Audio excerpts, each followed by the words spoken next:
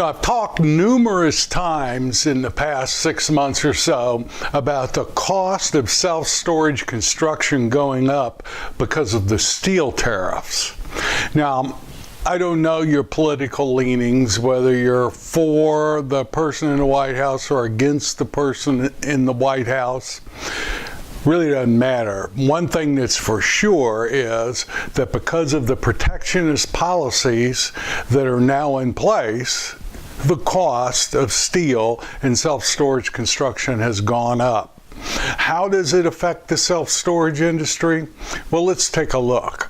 My name's Mark Helm, and I'm the author of Creating Wealth Through Self-Storage. And I'm the creator of the Self-Storage Quick Start Academy. And what I do is I support the small investor who wants to get in the self-storage business or who wants to grow their self-storage business, strategically do so in a way that creates true wealth and a fulfilling career. And I have training material, both free and paid for, at quickstartacademy.com or creatingwealththroughselfstorage.com. What's interesting is I'm currently reading a book called Carnegie, and it's about the life of Andrew Carnegie. He was an industrialist back at the turn of the 18th and 19th century. And in the 1890s, there was a hot political topic going on at that time. You know what it was? You guessed it, steel tariffs. Andrew Carnegie owned U.S. Steel. It was called Carnegie Steel, later U.S. Steel Corporation. And in the 1890s, the Republicans had steel tariffs in place. In Carnegie, for 20, 30 years, they enjoyed the protection, the steel company enjoyed the protection that the tariffs offered. And what would happen is he was able to make a lot of profit. During the 90s, there was a recession in the 1890s, they were making about $500,000 a month profit, which would equate to millions and millions of dollars today. And the whole concept behind the tariffs is that what it does is allows U.S. manufacturers to be competitive. And it's true, it does. But what happens is the consumers end up paying more for a product because of the tariffs. For a time, Andrew Carnegie was considered the wealthiest person in the world, and the tariffs had a lot to do with it. Now, what's interesting about today's tariffs, Trump ran on a jobs creation platform, but ironically, the protectionist policies, and specifically the tariffs, are going to cause, according to the Tax Foundation, and that's not a liberal organization either, they estimate that the tariffs are going to cost the U.S. in excess of 400,000 jobs.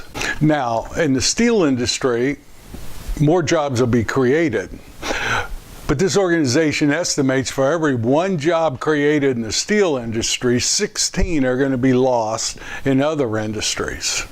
Now, I find it interesting to learn from history, and if you've never studied history, what you end up seeing is history repeats itself over and over again. Yes, we might be dealing with new technology, but in reality, history repeats itself over and over and over again.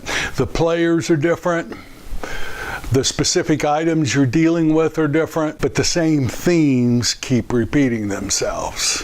What the person in the White House did, against the advice of most everyone that was in his cabinet and anyone who advises him on economics, put a 25% tariff on steel and a 10% tariff on aluminum.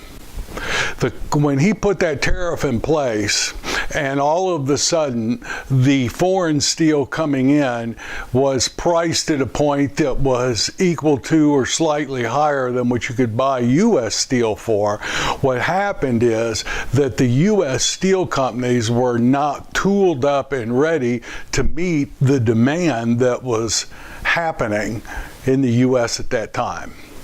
And so what happened in the storage industry is overnight prices went up 20% on steel.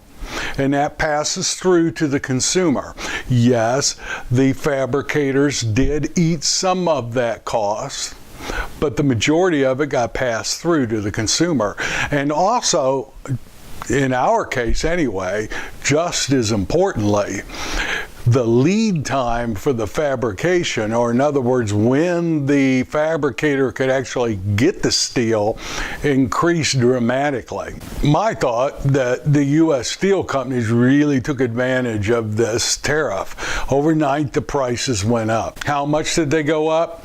Well, we've been pricing all through 2017 on different expansion projects we're doing, and we, at the low end, our construction costs went up 10%. Very often they were in excess of 30% of what it cost prior to March 2018. Now, the uncertainty around steel prices has slowed down self-storage construction, which may not be a bad thing, but it's also slowed down transactions, the number of transactions. Ultimately, I'm guessing, it's a guess, but I'm estimating second to third quarter of 2019, you're going to see this slowdown affect the value of self-storage facilities. Maybe a good thing, prices won't be quite as high as they are for existing facilities. The lead time for fabrication took longer. I talked to a number of the fabricators that I have relationships with and asked them, is there any other type of alternative type of product, or can a portion of the self-storage system, can we use other type products in it? And just like the steel companies, the fabricators are geared up and tooled up to produce one kind of self-storage system: steel. So we're not the most innovative industry there is, and the ability to adjust to market conditions and begin to produce something a little bit different that is a little more cost competitive, the current storage fabricators are just unable to do it. So what does that mean? That means we have to ride it out till the person in the White House is replaced and the protectionist policies are no longer in place. But the steel companies sure have benefited from the tariff in place. How much? Last year, they earned up to $2.8 billion, which is up from $714 million in 2016. From operating profits alone, U.S. steel companies' profits grew by 38% in 2017. We get to pay for that. So how does that all translate down to us, the smaller investor? Well, if you've studied any of the training I offer, when you do your preliminary analysis, we used to estimate, because we knew about what the cost of the self-storage systems were. But now I always call, and every time I get a different number, call a self-storage fabricator. If you're doing an analysis today, tell them the type of 1-story, 2-story, the type of product you're considering expanding, and get a quote. They won't give you an exact number, but they'll give you a range, $15 to $17 a foot, or whatever they give you. Take that quote and use the higher number. Never assume today you know the cost of what a storage system's going to be. Also, extend the time it takes to start generating income. It could be 4 to 6 months additional time before the fabricator can deliver the system to your site. We're also increasing the contingency portion of our construction budgets from 10 to 15 and in some cases 20%. But self-storage construction still is going on. A lot of people are finding it with interest rates still as low as they are, still worth the risk, even the higher cost of the steel. It's still profitable in many cases to go on and do the expansion.